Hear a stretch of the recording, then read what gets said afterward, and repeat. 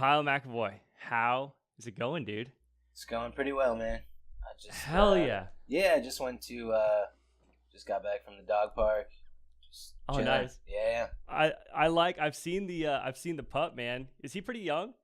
He's 5 months. So Yeah. yeah, man. He just goes crazy at the dog park every morning from like 7 to 9, and then takes a little bath, eats some food, and just chills out for a bit. So I love it, man. What kind of dog is it? He's a Bernese Mountain Dog and a Husky. Oh shit. So That's a lot of energy. yeah, so he'll be pretty big. Yeah, dude. My cousin has a husky, Uh-huh. and he's like the most energetic dog I've ever seen. We have a Frenchie, and he'll have energy for, I don't know, 20 minutes, and then he's done. He's like, Yeah, that's it. he's That's just yeah. like super vocal. So like anytime he wants anything, he starts like howling and barking. So Uh-huh. it's good in a lot of ways. It gets me up early and like starts my day when I'm trying to be lazy. But with all the traveling and stuff, it's a lot. But I think it's kind of like what I needed in a way, just to help me stay here and chill. Yeah, I feel you, man. Yeah, that's a big thing is like I'm not like regimented in the sense at all. Like I'm not structured with how I live my life until I got a dog. Exactly. And they'll teach you, man. Like you gotta be up, you gotta take them out, and man, yeah, that was for me. I think that was really good, man, because I was just like, I don't know, like I barely do laundry. Yeah, no, dude, it definitely came at a good point in my life where I was just like, things were getting crazy. So Yeah, man, that's sick. So this is cool because I've been able to do a lot of these podcasts, and John Hayes was one of the guys that kind of popped up who I met through Philip, and this whole kind of thing is just unraveling. And then I got to meet you through the label, through the music. So I mean I'm super stoked to get into this today, but I think the best place to kind of start is just with the label. I mean, the label is the caliber of artists you have on there. And I think it only started in 2018, right? Yeah, it's been new. pretty much like a year to date. So we we did like 105 releases in a year. So Holy shit, it was God, dude. pretty intense. You know what I mean? Wow. Yeah. And it was kind of like, I mean, I've pretty much done like everything in the music industry. Like at a very young age, I started like booking shows. Mm-hmm. By the time I was like 16, I was running like a 300 cap all ages venue. Damn. And then from there, it was mostly touring, like doing PR, booking agent, stuff like that. And then I guess like later it got on more to like the Spotify stuff and my solo music. And last year, I mean, when I launched the label, it was like I was already working with, hundreds of artists, and I managed the mastering engineer that started it with me, and the graphic designer, Matt. Like it kind of all fell together, and I guess we've been doing it like and working together on different projects for a while. But I think that's when we were like, oh, this would make sense to make it a legitimate thing. Yeah, that's really cool, man. So when you mentioned around 16 jumping into this, and then you were mentioning touring, so what were you doing touring wise? Was that your music? Were you working with other artists? Is it a mix of everything? Yeah, so when I was like 14 or something, I started booking shows like after school at this little like coffee shop in town. And it was just like a very organic kind of process where that led to like, us like booking. Like it was kind of like I had a band, like some random high school band at the time that kind of like we just played like funky punk, like crazy music. And it was almost like mini Woodstock for like 15-year-old kids every weekend. Like it would be like hundreds of kids packed in this little coffee shop just going like nuts, drinking Four Locos, like and it just like progressed where like then I noticed just kind of like other bands on MySpace were reaching out to me from different states like, oh man, I heard you book cool shows, we're doing a tour.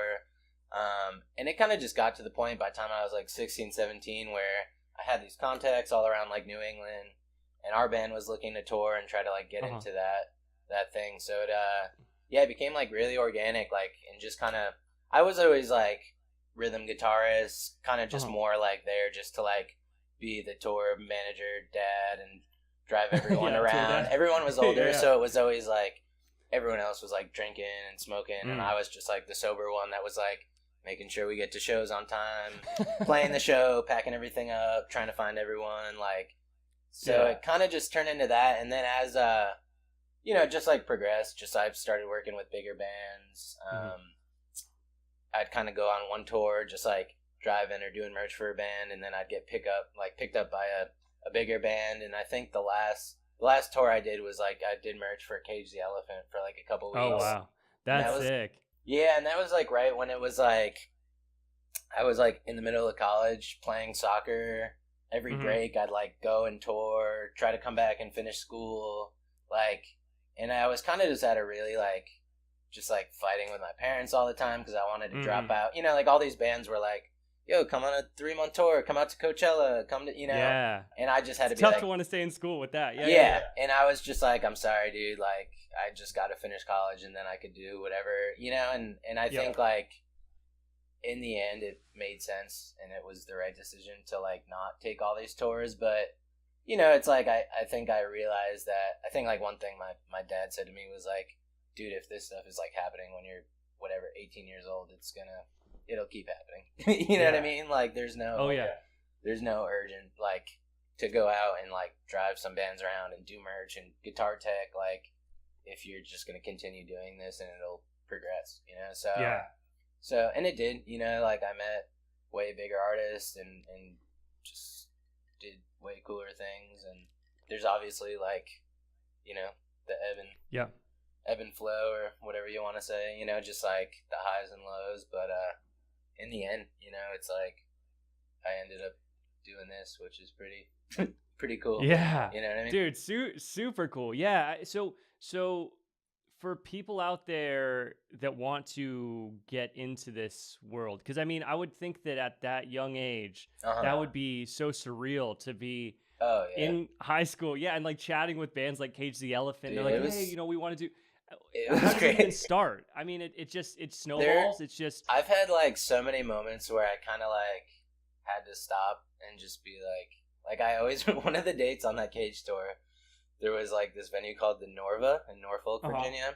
And like the upstairs, there's like a full-size basketball court. They have a masseuse. They have like a hot tub that I guess James Brown was playing a show there, and on his rider, he needed a hot tub in every green room. And I just remember at like one point, like after the show, they were like, yo, dude, you guys, you got to come upstairs and check out this green room. And it's like me with like all these bands. They're like just like ladies and all the dudes in the hot tub. I'm just playing this like grand piano for everyone. And I'm like this like 19-year-old kid, and I just kind of stopped and I was like, this shit is crazy.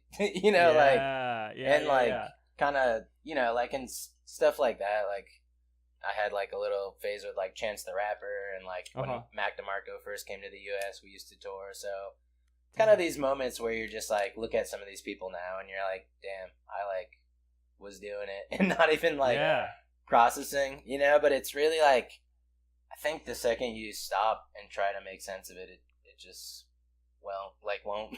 It doesn't make sense. I think my whole thing is I've just been like, I think with me, music is such a social thing, you know. Like even now there's hundreds of artists I work with and some that I manage, but it's really just like me connecting them with other people. And you know, and it's really like, to me, it's like my personality is like insatiable when it comes to that. Like I will never be fulfilled, because I just feel like I know that there's like way cooler music out there I haven't found, and like way more talented artists that I haven't found. And like, that's what keeps me going. And kind of like from that young age, when I first realized this cycle of like, you know, just bands coming in your life and you going out and touring and all that, like it just really caught me. And it kind of, you know, I think like the musicians I see that kind of like fall behind or give up on it are the ones that don't have that personality, that like think it's just like this like thing. You know, like it's like this like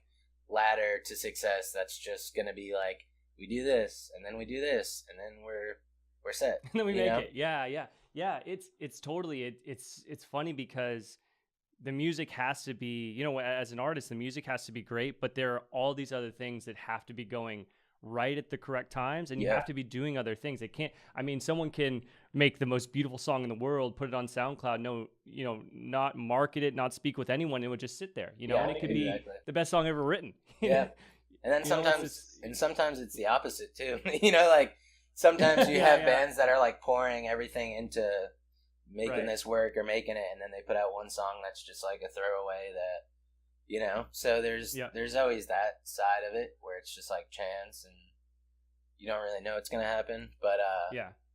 I mean, I think my main thing is also too, I noticed like there's been these like trends, like even when I first started, it was like any band I was doing PR for, we were like, cool, we got to get a Pitchfork premiere, like we got to get the, you know, stereo gum, and like, right, yep. And now those issues, like, or I mean, sorry, now those like blogs and everything, it's like not even, you know, like, right, it's all changed. Like we could have a band go on Pitchfork and it's gonna get like a couple more plays on whatever for that day, but I mean, it's nowhere near what it, you know, the power it used to be. And right, you know, and I guess things are always changing, and a big thing like is like, you know, just like I don't know, just the music scene and the way that's changed. So I think that's why I gravitated towards the instrumental music, because it's about everything but that stuff. Like it's just it's just like, cool, you know, I'm not trying to be anything. I'm not trying to like put a crazy personality to my music or like any type of, you know, mission behind just like making music that people enjoy, you know?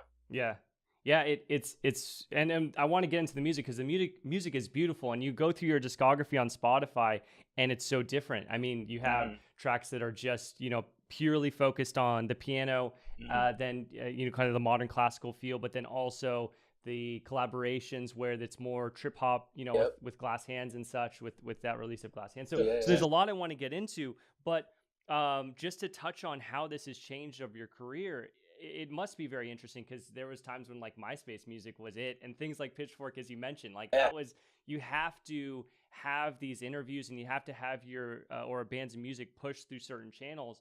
But now, would you say, seeing it from this perspective, from like the manager perspective, from the label perspective, it's just open now because there's things like Instagram, there's Spotify playlists, like there's less barriers for entry, right? Yeah.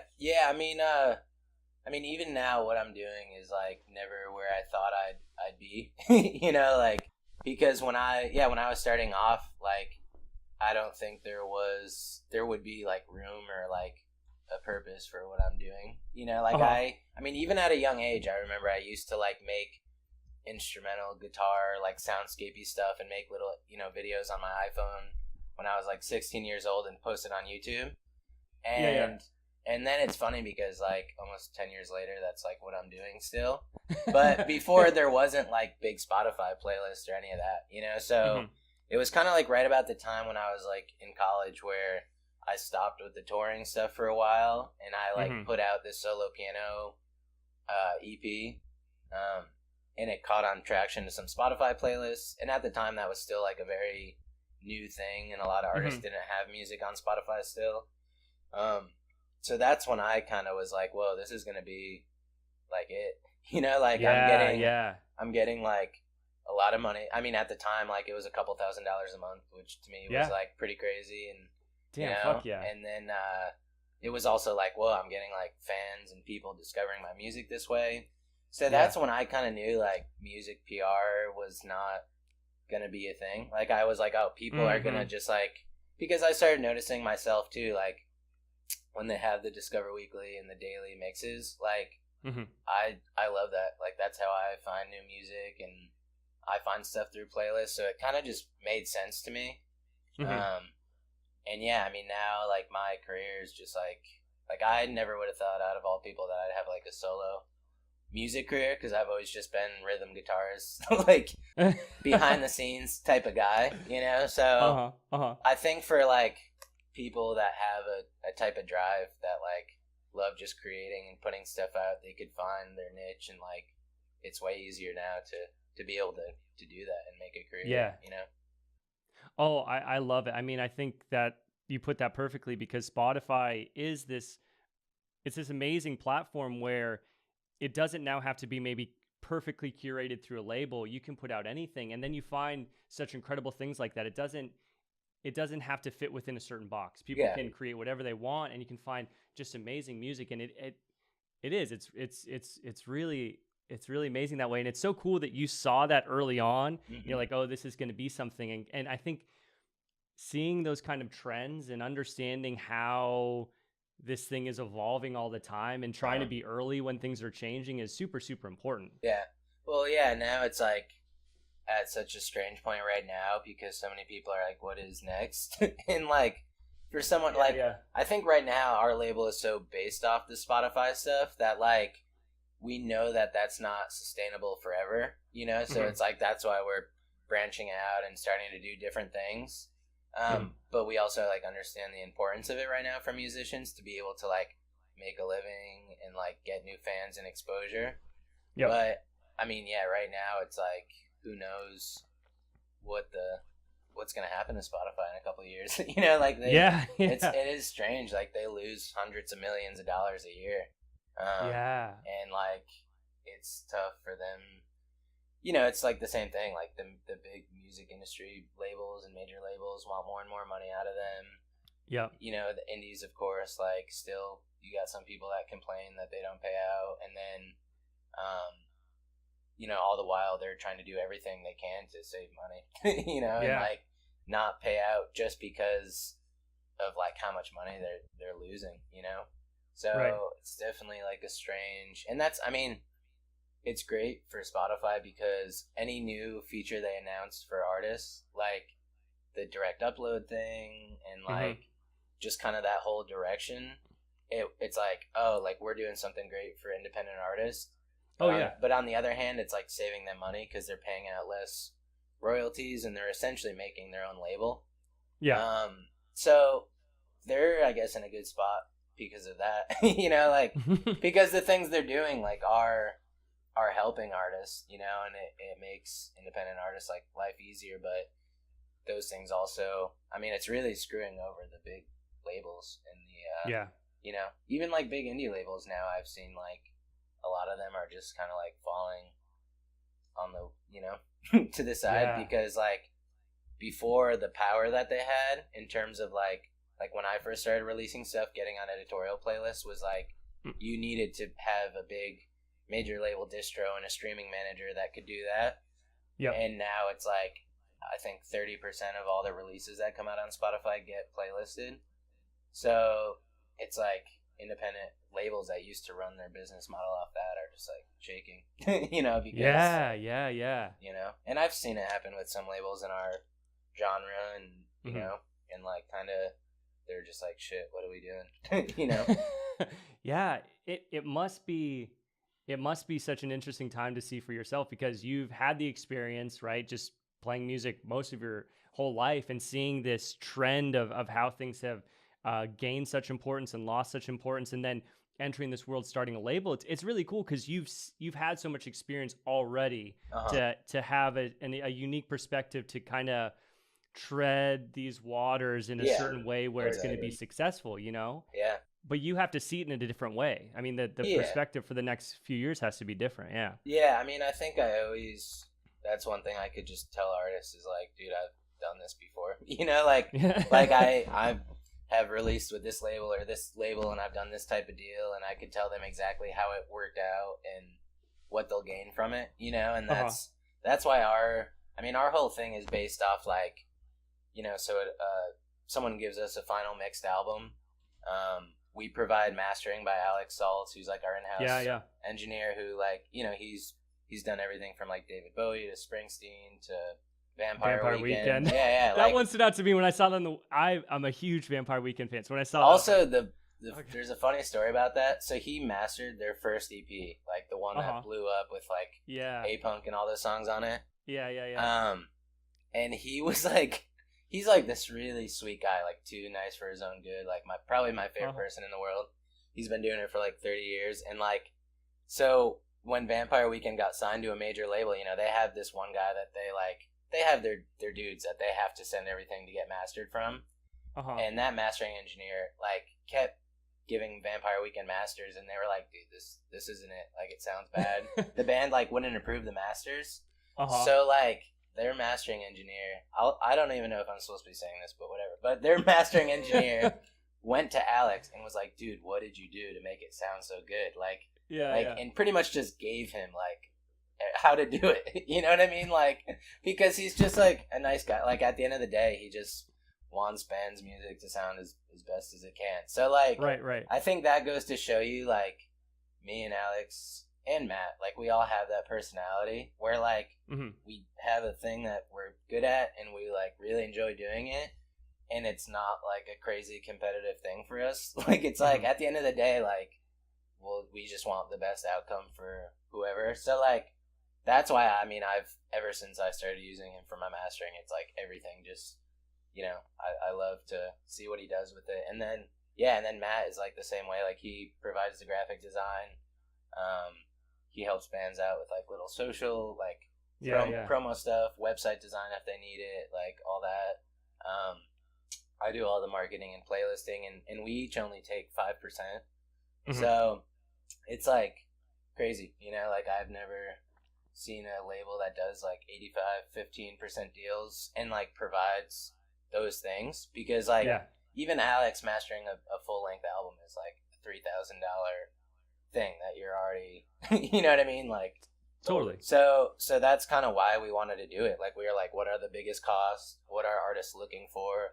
And like, how do we provide that for as little as we can, you know? And I tell artists, like, for us to make like a couple $100 off your release, like, we have to get 1 million streams, you know? So, so it's not like we make our living, I make my living off my music and my other job, and Matt makes his living off graphic design, and Alex does his other mastering jobs, you know? And like, the label, like, any money we get, it's cool, it helps, and we put it back into the label for the most part. You know what I mean? But, yeah. But it's not, I mean, you can't really beat that, just in the sense of like, other labels are taking these huge cuts because they're funding like this bank, essentially, that's you know, like, putting it back into vinyl and whatever they want to do. But for us right now, it's important that money is going to artists, you know? Yeah, it's pretty incredible, man, when you kind of break down that piece of it, the financial piece of it, because I mean, I've heard, so this whole little thing started because I started making a much different genre of music. It was like Deadmau5 electronic music, which is I think where a lot of people start making electronic music sound like. I mean, people are like, oh, I want to be an EDM producer, and it just, for the first couple years, it's junk, because it just sounds like, you know. so that's where it started, and I learned more and more about the Mousetrap label just by guys coming on here, and they too, I mean, even with the face of that label being Deadmau5, they're losing money. I mean, it's crazy. It's very, and I think having that perspective where you come into it and you're like, okay, we want to provide for the artist, we want to make this an experience where we can showcase their music, give them this platform, and it's not the intention just to make money, where that is a central part of some labels. I think that changes the whole conversation around the label, the whole perspective, and it makes for something really unique and beautiful, because it's about the music. Yeah. Well, I mean, and that's the thing, and I've been on each side of like those deals where it's like, there's times where I've like put out vinyl for bands and I'm like, yeah, I kind of just need to make my money back. I just put in $3,000 to print vinyl, and it kind of just turns into this thing where it's like, I'm not the type of person that's just going to check in every month and be like, yo, you owe me this much money. So it's like, okay, I'll just take a loss on that one. And, you know, and it's like, and that's kind of, and I mean, that's essentially my entire like college. Like, I was making all this money from Spotify and just investing it in bands to help them do these things they want to do and put on these big shows. And to me, I was like, dude, I just can't keep doing this, because financially it doesn't make sense. Like, I am constantly spreading myself thin, you know, and like, and then just seeing how other labels operate. I mean, it's like, you know, they really operate so bands are constantly like at a loss, you know, and just like using money the wrong way, so these bands aren't recouping their stuff, you know, like, and it's like, it's cool to have like a couple thousand vinyl and be able to tour and have merch and do this and that, but it's like, also too, when I was out there on the road and you're talking to some of these artists and they're like, oh yeah, we just get paid a day rate of this much money, we don't have health insurance, we don't have, you know, and like the label hasn't even paid us out this year, you know, it's just like, not I don't know, it's not as pretty as it seems from the outside, you know. And for sure. And I've also been on, you know, done like the major label releases and have been like waiting all year for my check for $10,000 that just like doesn't come, and like, and it's like that was the one thing that I definitely wanted. I was like, I want artists to get paid each month directly from our distributor, like, because I mean, I know how it is, if that couple $100 is going to help pay your rent, like, you don't want to have to wait twice a year or whatever to get paid out for it, Yeah, totally, man. Yeah, it's so interesting, and I just love having these conversations because I think the perspective is changing. You can see it with our conversation. One of the early conversations was with a guy named Riot, who started the label Immersive, which it really works on the same foundation. It's all about the music, it's all about the artist, and it's not about, it's less of the perspective of, I think, where labels were, where it was this money-making machine 10, 20 years ago, whatever. It's all about the music. It's all about supporting the artist. And it's so cool. And I think that's what's really going to stand out over time.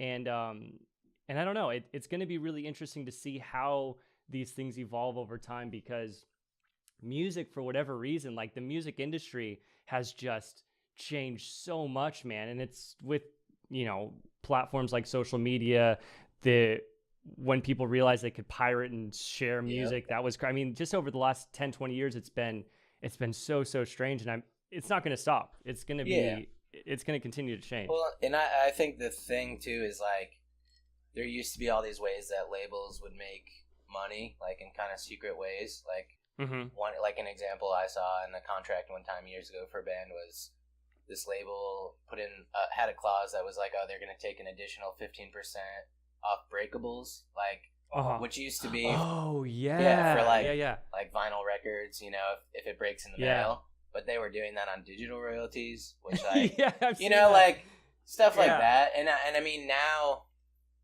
you got to figure, like, with all the technology and stuff, like, there's constantly these new, like, I still haven't even figured out all, like, there's Sound Exchange and there's Song Trust and there's this collects off digital royalties and this is publishing and this is for podcasts and internet radio, you know what I mean? And, like, as technology goes on, I think there's always people trying to figure out how to collect more money off music, and a lot of artists, like, don't even know those things. There's like even like right now, I mean, with my Spotify and all the plays and everything, like, I bet you if I took the time and registered all my songs with every single, publishing society and Song Trust and all that, like music admin rights, like, I'd probably make a hell of more money. But I'm just lazy, and, like, doing other people's work all the time. But I mean, there's so much stuff like that where it's like all this, the data and the music startups doing all types of, it's like, it's definitely going to a place where it's like, okay, you can't be an artist and, like, not care about those things or not be invested in learning about them, or it's just like you're just gonna fall behind, like, to the point where there's still people that are just doing, like, Bandcamp and haven't even, like, I know artists that are kind of more, like, older and are like, oh yeah, it's not even worth putting stuff on Spotify because I know that you don't make any money on it. I'm like, you never know. You know what I mean? Like, so I guess it's like, you can't ever just, like, stay in that mindset. Even when new stuff comes, it's obviously overwhelming, but you just gotta go for it, You gotta learn it. Yeah. And it is, I mean, one thing that I think speaks a lot to it is it's a lot of people just treat it as a platform. Like, it's, hey, this is how my music gets listened to, and then for a lot of artists that can mean touring, which is some place where they make the money, right? So it's interesting. But I mean, sitting out and being like, I'm just not even going to try this just because there's no money. It's tough. Exactly. And I mean, even like a couple weeks ago, I was with one of the, like, the A&R, Simon. He's, like, my buddy that he's one of the guys that runs, like, Chill Hop Records. And we FaceTimed with Boss, who's, like, he's like the owner, like, the kid that started it. And even just, like, talking to him about how this label, like, they were the first one that did the live stream of, like, the lo-fi chill, like, chill study playlist type stuff for, like, this instrumental hip hop. And I mean, hearing him just, like, talk, like, he's, like, this, like, incredibly chill, like, from the Netherlands, like, very wise, probably my age or a little older, but, like, business spiritual guru type guy. And like he's just like brilliant, you know, like talking to him, like the first thing he asked, he's like asking me about the label and how many releases we do and my other day job and all this stuff. And he's like, dude, do you have time to sleep? And I'm like, no, not really. And he's like, well, that's the most important thing. Like he's like, you know, and he's just like talking about the playlist thing. He's like, that's really cool, but like, what else are you doing? You know, like, how are you creating like a brand and really like, you know, and just learning from like him kind of how that label has evolved to this small kind of YouTube channel that has literally grown into the largest instrumental hip hop label in the world, you know, that is like just killing it. Like, not even, you know what I mean? Just kind of like, I've never seen an independent label that has their shit together as well as them and is helping like, you know, what we're doing only on a bigger scale, you know, like helping thousands of artists like make a lot of money and be able to like live their dreams, you know?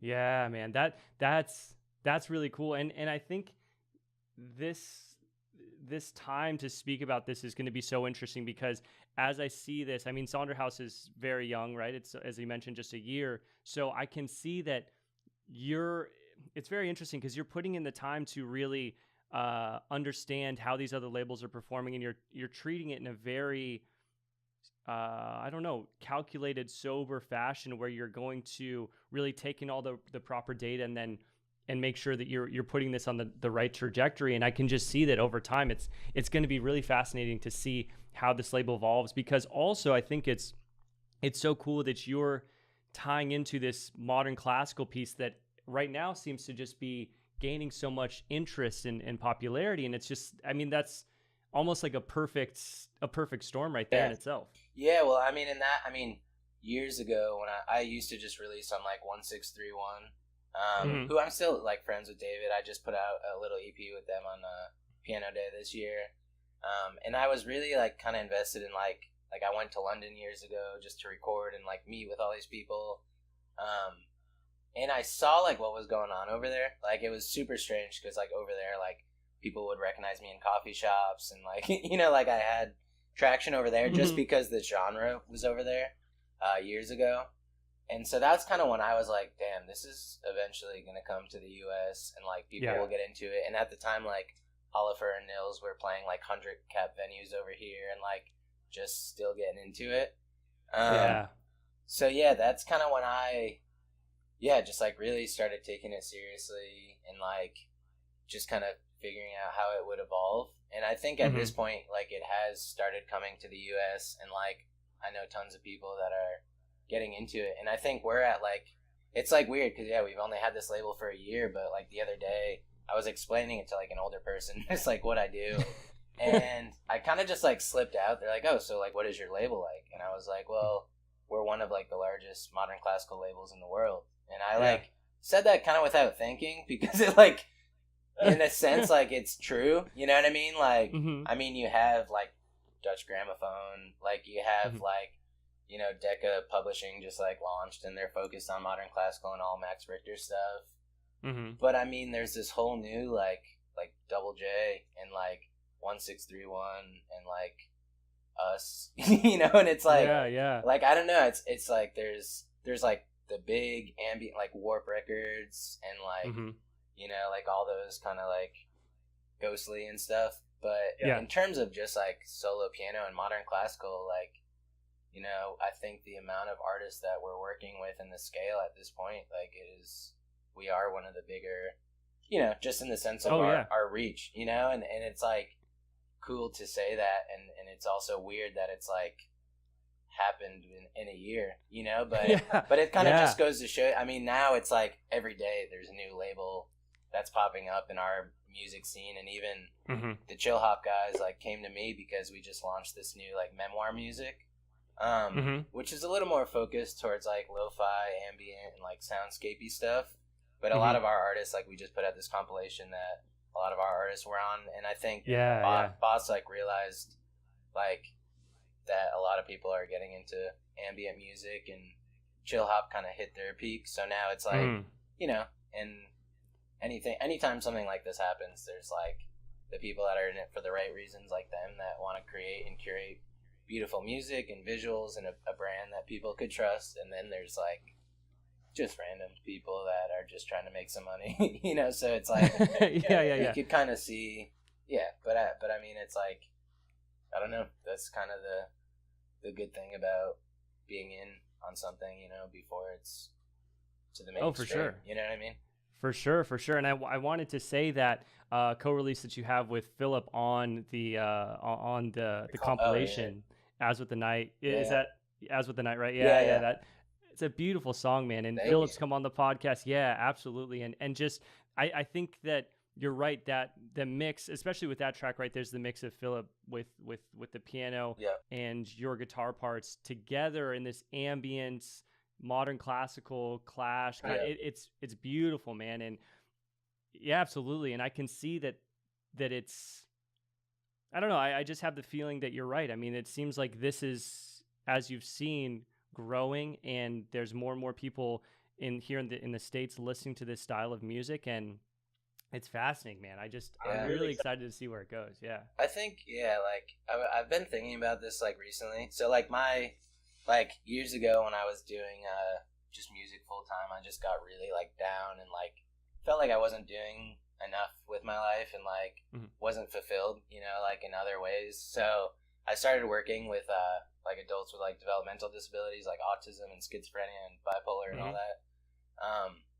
And it made me just start like psychoanalyzing like everyone I meet, like, you know, like to the point where like, like every time I meet someone, it's just like cool trying to figure them out. And I've like came to this like conclusion where like whatever exists in somebody, like their outward appearance or how they act, it's like it's always the complete opposite when they're like alone, or like that other side exists, you know, like it's like when someone's just like the super funny dude that's always happy, they go home and they're like the ones that curl up or are like in a ball and a mess. And like I kind of started comparing that to like music, you know, like with our generation and like just everyone that just like losing their minds with social media and losing focus and listening to like the craziest music, you know, like that Lil Nas X song or whatever, like Old Town Road. You know, it's like just a generation where it's like, cool, the number one song in the world is like a trap country song and people are like losing their shit. Like I think that exists in people, like the opposite, you know what I mean? Like people, like maybe they listen to that music when they're with their friends, but like they want to go home and like feel something, you know, and they want to find music that like really changes them and like makes them be mindful, and you know, so I just think that like people need it right now. You know, like people need like something that like maybe that's why I like instrumental music so much, because I could fucking like think when I listen to it and I don't need to worry about anything besides just like how it's making me feel, you know. So I love that, man. It's almost like this style of music is like the anti-social media, like what's the sensationalist, like tattoos on the face. Not, you know, it's like the opposite. It's like there's and then you can kind of remove from that. And I think you're right, man. I think I've talked about this a little bit on the podcast, but I've even heard of festivals where they are signing artists based on how many followers they have on social media. Which is bullshit. You know what I mean? And I'm hoping that there's this kind of wave of this where Instagram's so popular right now, and there's this kind of obsession with the social media, and there's this weird thing, and then it's going to kind of retract again, and people are going to calm down and get back to baseline, and in my opinion, this is it. I mean, you're not pushing this with like this imagery and sensationalism. It's just about the music, you know, and that's pure, and that's what it should be about. And I think major labels are like, before it was like, oh, you could find this undiscovered artist and make this whole story and put him on a pedestal, and like everyone's like, oh man, where did this person come from, you know, like and now it's like that, but like insane, you know, like someone like Billie Eilish, who like everyone is like, oh man, she just came out of nowhere and she tours with her whole family and her producer is her brother, like this is such a heartwarming story. But it's like, if people knew like she had some past career and like like literally erasing this whole girl's entire internet presence and like coming up with this story about how like her family, and it just came out of nowhere, and she makes music in her bedroom, and then like signing to the largest label in the world out of nowhere, and all of a sudden it's just, you know what I mean? Like it's like almost getting to the point where it's just like, this is insane, you know, like and like they're just signing social media stars now to like major labels, like I don't know, the Step Out, what's that girl? The Step Outside. I can't even think of Catch Me Outside. Catch Me Outside. Like just like stuff like that. Like it's literally like, I don't know, man. It's weird, you know. And I think that it's like becoming so just on a whole nother level of just like fucked up that I think it's like, just there has to be the opposite. There has to be like the people in their bedrooms making tunes that are going out to tons of people, and other people are connecting with it like organically, you know.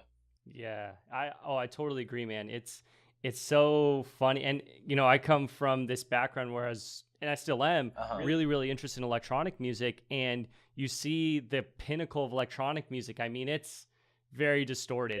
There's been times where artists have played live, like Cruella would play live, and their CDJs weren't even plugged in. You know, so they're not even, you know, a Deadmau5 just burns them for he's like, oh, are those the new, you know, imaginary chords? You know, don't plug into CDJ, you know, and so it's gone from, and you know, I was just speaking with a producer earlier last week, Rinzin, who we were both at EDC 2010 in LA, and at that time I felt like, and I still do. I don't mean to hate too much on how it's changed, but it just felt so different at that time. The energy was different, and it was about the music, and people were playing full songs. You know, it was like, and now it's crazy because you see someone who is playing these huge DJ sets, and it'll be a 30-second clip, and then they switch it. You know, and that's the live section. And I was going out to dinner this last weekend with my girlfriend, and we were listening to a new track from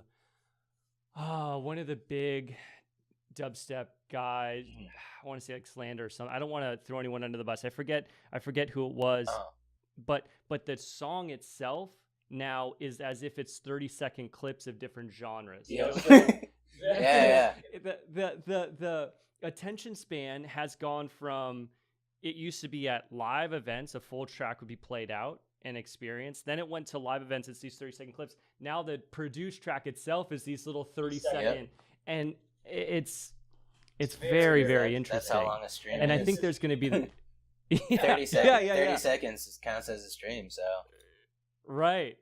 I've noticed the trend in music just getting shorter and shorter, you know, but I mean, even, I've never been too into the electronic stuff, but I remember, like, I used to be kind of more into, like, the punk and, like, indie, hardcore, like, all types of that stuff. And I remember the first tour where it was, like, an AP magazine tour, and, like, Sonny Skrillex.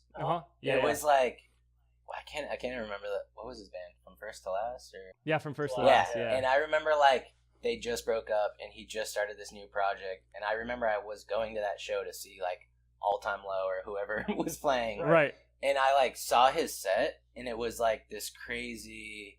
It was before he was, like, Skrillex, so it was, like, not quite there, but he was doing all the electronic stuff and, like, running around with a microphone singing and, like, DJing.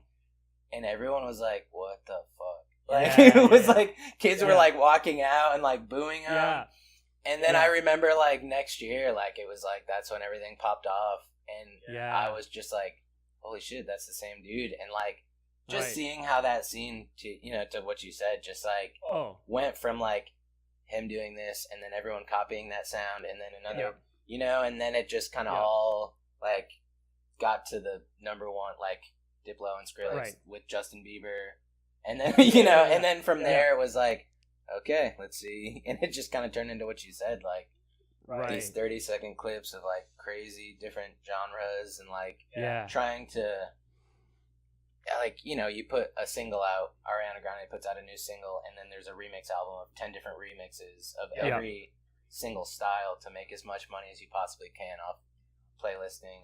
You know, it's just gotten to the point where it's like, shit is crazy. You know, no, it's crazy. I remember around that same time, like 2010 2010, maybe 2009, when Skrillex was just coming on the scene. And I have the most respect for him because he was visionary in the style. I mean, exactly. He made something new, and especially I just was such a fan of his early music, and it was so different, man. And I love that. I've never heard of that he was in this transition period where he was playing from first to last and then starting his own thing, and people were walking out and booing. Exactly. But, it was man. Like, it was just I think he was just going by Sonny, and it was like people like I didn't understand it at the time because I was like a 13-year-old kid that wanted to see like some pop punk band, you know, like yeah. So I think with all, I mean, dude, that's like I've seen that like pattern, you know, like we used to always tour with this band Tiger's Jaw, and then one of the singers right at their height, like Adam, like quit the band, started releasing music under Wicca Phase, and like was calling it like Goth Boy Click, and it was like, you know, this sad boy rap with like weird instrumental sampling like indie rock, and you know, and like everyone kind of the same thing for years was like, dude, you just left like one of the biggest, you know, pop punk bands in the world to do this like weird rap project. And then it just was like, now he's doing it, man. Like he's way bigger than they were. He's playing like, you know, like with you know, I'm trying to think of that, who's the rapper that died, that Peep? Yeah, Lil Peep. Like him and Lil Peep started that genre together. They were Goth Boy Click, and like when that happened, I mean, his career skyrocketed, you know, and like he brought it to the mainstream, and I think it kind of like I give respect to people like that are like, you know, just in that phase for like a year or two where everyone's just like questioning why they're doing what they're doing, and like they're still and they're just consistent putting out this genre, and they're like, this is gonna pop, and like this is all worth it, and then it happens, you know, like so I think I learn a lot from people like that because I'm always like extremely, like I used to be so sensitive to what people think, and if I'm, you know, what I'm doing is like cool or like the thing to do, and you know, and I think just kind of like after seeing that and like just seeing people's careers come and go, it's like cool, you just do your thing, and like I don't care if I put out music for like moms to listen to, or you know, like solo piano music that's on whatever playlist, like you know, if I enjoy doing it and like it's cool with me, then other people will dig it, you know, and it's so you just gotta trust what you're doing as long as it's for the right reasons and organic. It'll do its thing, you know. For sure, man. It's I think when it is that perspective, like working on something that you inherently, and that's everyone, you know, they like, this is the thing they love, and their voice can really come through the music. That's what people tune into, like, you know, rather than, okay, this has been made, let's go fabricate this thing a year later, and then it's just garbage, you know? Exactly. Yeah. So, I mean, I think that's a really interesting way to kind of talk. I mean, I definitely want to talk about the music because I've been following your music. I've been following the label, and just, it's so cool to see how many different styles you put together with different collaborations. Creatively, where does that start for you when you start working on projects? Because there's so many different paths. To me, it's like very, I mean, with the piano stuff, like I'll go into a studio and just make like everything I've ever made piano wise or guitar wise, it's like all improv. So I'll just go in and lay down like 20 tracks at once, and then later give it a week, go back, listen through, and break them down into songs, send them out for mastering, give them names. And to me, it's like that process is, I don't like mess with that at all. And I also too, I mean, I release music under like 15 different names. Like a lot of, if you go on Spotify, there's like, you know, like Mitchie Oscar and Keela Abrams and all these like random monikers, because I make so much like music that I just started making up random names and putting it out under. That's cool. Like, so like a lot of people, it's funny, I got like an email the other day where this artist was asking me to do like a reworks album. And they were like, oh yeah, I've already contacted these people. And they named off like one of my monikers. And I was like, oh, that's also me. And it was like, and I was like, cool, man, like, maybe I'll check it out. Like, but yeah, it was just like, it's funny. I mean, I just started doing that because there was so much material and I already put out a song like every week, you know? But yes, I mean, there's like that. A couple weeks ago, like, my friend showed me the songwriter from Chicago that had like, just has not been discovered at all. He had like 10 monthly listeners on Spotify. And I just hit him up and I was like, dude, I want to produce an album for you. And that's you know, like I now that's like an acoustic singer-songwriter album that I'm just doing all the instrumentation for. The chill hop stuff was like really organic. I just was listening to this dude, Stan Forby, all the time. And I just emailed him and I was like, dude, you like he was like making a style of music that I could hear in my head forever, but like couldn't do myself.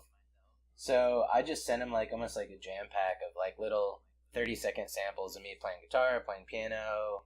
Like, I'll just put them all in the same key and like put a tempo to them. And he like just does his thing, sends it back. I send him some more stuff. We kind of go through and build the song together, and he's doing majority of the production. So yeah, depending on like what the genre is, I guess the working style is a little different, you know, like but I just gave up on trying to stick to any genre. You know, like, it's like I think in all my stuff there's like some type of common thread. Just like the nostalgia kind of memory, you know, like so that's kind of just, as long as I stick to some sort of thing, I'm cool just putting out whatever, you know. But it's like it's weird. I mean, you could do that nowadays and like it doesn't matter, you know, like. Yeah, I think more people, I've had this conversation a lot where artists in electronic music, I think this comes up a lot, where people want to create a defined sound and then kind of stick to that. And, you know, some of the artists that I love are known for just having a sound, but it's played through different genres. I mean, Deadmau5 is the best example, but, you know, he will have a sound. You can listen and try and be like, okay, this is Deadmau5, but it's in a completely different application in the song. And I think that that's beautiful. And I think more people are realizing, hey, you don't have to have this curated in the box thing like it might have been. You know, now it's just create, make beautiful music. It can be whatever you want it to be, and then people know your name. You know, well, and there's like two sides of it for sure. I mean, with some of the artists I manage, like, there's one dude that has put out every genre you can imagine, but to me, I see like how his fans interact at his live shows and like what they go towards and like what I like, and like I like just him with an acoustic guitar singer-songwriter. And I try to tell him, like, dude, you should like just do an album all acoustic again. Everyone loves it. But of course he wants to do the opposite. And like, you know, to me, when I'm doing like management stuff, like, I could see the opposite side of it, because with our generation, it's like, you go on Discover Weekly and someone hears your like really weird experimental song and they're gonna be like, this sucks, you know, like, you know, like, it's like, it's one thing, I guess, in that sense, where like someone could listen to my material and like hit shuffle and every song be like, this is great, this is not what I like at all, this is really strange, you know, like, so there's that side of it. But then there is the other side where like, it only takes that one song where like someone listens to it and is like, this is like the best thing I've ever heard, and dives into your whole back catalog and tries to find like what else is like that, you know. So I could see like the whole branding aspect and like how some artists just stick to something, and then I see the other side of it where it's like, just put out whatever you want, and if people don't like certain songs or whatever, then it's fine. They're not gonna just like completely disregard all your other music. You know what I mean? Like, right. Know? So it's you can't really it's freeing. Yeah, I mean, I feel like, well, no, you know, like, I mean, also with like stats and data and everything, like, you could see how everything performs, and you know what I mean? So there gives you at least like, oh, I know that people like my chill hop songs are the most saved ones and the most like returned listeners and get me the most followers. But that doesn't necessarily mean that's all I'm going to put out. It's just like, it's cool to know that, you know, like, but yeah, that's kind of like, there's too much data, but there's way too much data, man. I just find myself looking throughout the day at all the stats for the podcast. I'm always just like, how's it doing? And it gets obsessive, man. And that's the same across the board with it. I mean, social media and all of these different tools that have come up around it to just show you, hey, this is how it's performing here. This is like, there's thousands, and you can get caught. And I find myself doing that for sure. I get really caught up, and then I have to pause and be like, okay, let's just chill. Well, and I have like my Spotify artists for my projects, but then I also have access to like 60 other people's or whatever. So it's like every day, like, how's this song doing? How's this new single? Do I need to do? And it's just like, it's crazy, but it's also, it's great, like we could be like, oh, this is where your fans are and this is how old they are. And we have their emails and you know what I mean? Like, have their emails. Like there's so much stuff like that. And, it's great, but it definitely is just two sides to everything, Yeah, for sure, man. Yeah, this has been awesome, dude. And one thing I think is important to mention here is, like, I met you through John Hayes, and now this whole thing coming together with the John Hayes reworks, and you just supporting the artists there and supporting all these artists, and Philip with the co-release that just came out, and he's been on the podcast too. It's so cool, man. It's this cool community where I don't know. I feel fortunate to be able to chat with you, other people in this little community, and just having access to things like this, like Instagram and shit. We just start talking, then boom, we're doing a podcast and meeting all these people. It's the coolest thing, man. And I've just loved to be able to do this. It's been really cool. Same, man. Yeah, no, I mean, I think that's another big lesson that people just should take away is like, there's not really any cons to like helping other people. You know what I mean? Yeah. Like, it's like, you don't lose anything by like, obviously it's like, I'm not giving all my biggest, like, some big rapper I know, I'm not just every artist just like, yo, check it out. Like, you guys should make a track. You know what I mean? Like, it's like, you have to be like, I don't know, just like aware of as people's careers get bigger, and like their privacy and who they are and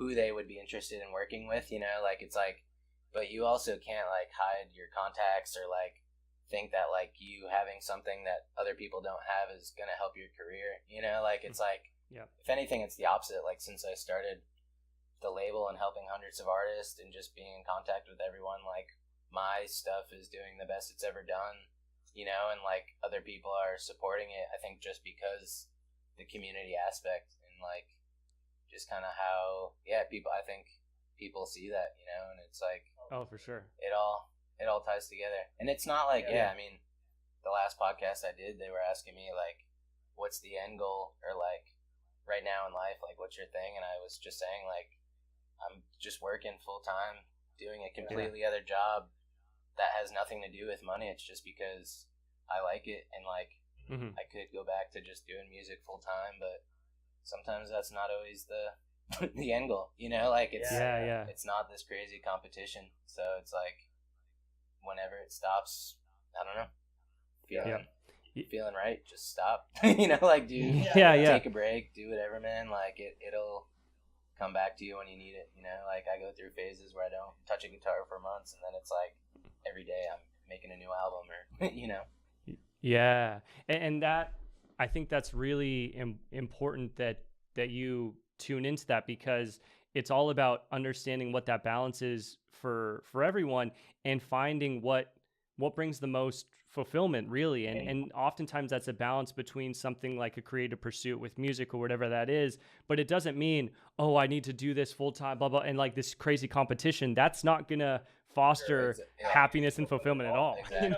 Yeah, man. It's finding that what works and what brings a person happiness and fulfillment and balance, and then that's when you found the right thing. Yeah, and people could, like, I don't know, I think as you progress in your career and what you do and success, like, you start to see a lot of people in different ways, and like, I don't know, like, when I get an email from like some 16-year-old kid that's like genuinely interested in how things work and wants to release his own music, like, I will gladly help him out and stuff, but it's like, when it's like a 30-year-old dude that's like, man, I'm the biggest fan of your music and I would love to, you know, and it's totally just like bullshitting me and like trying to social climb and like reach that end goal, like that stuff, you just kind of like you start to see through it, and you kind of just like it's refreshing when people are just genuine and chill.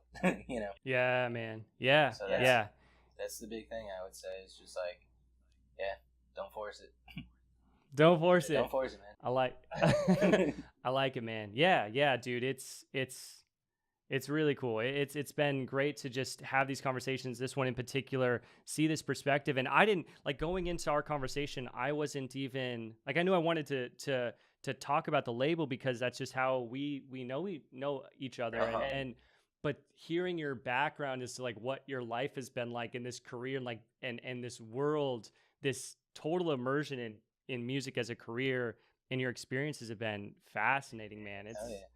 It's an interesting fucking story. Yeah, for real. I think it would make it definitely a really good weird indie movie. Just going from one like, day, tour buses and partying and arenas to just like ending up in like a little cabin in upstate New York making ambient music. You know, it's definitely like dude. I think it. I don't know. I kind of always. My mom is like a super spiritual yoga teacher, so I feel like I was just destined to do this. Just took me a little while to figure that out. Yeah, dude, I love it, man, and I think that's super cool. For real, I'm so excited to see where this goes, and just to be able to continue chatting with you and watch this whole progression, because I just have a feeling, man, it's gonna be interesting to see. Thank you, man. Yeah, thank you for talking, and this is cool. Dude, it's cool what you're doing. Just talking to everyone that's kind of doing this thing, and artists, and seeing how they do it. You know, that's just as important for people. So yeah, hell yeah, man. Yeah, I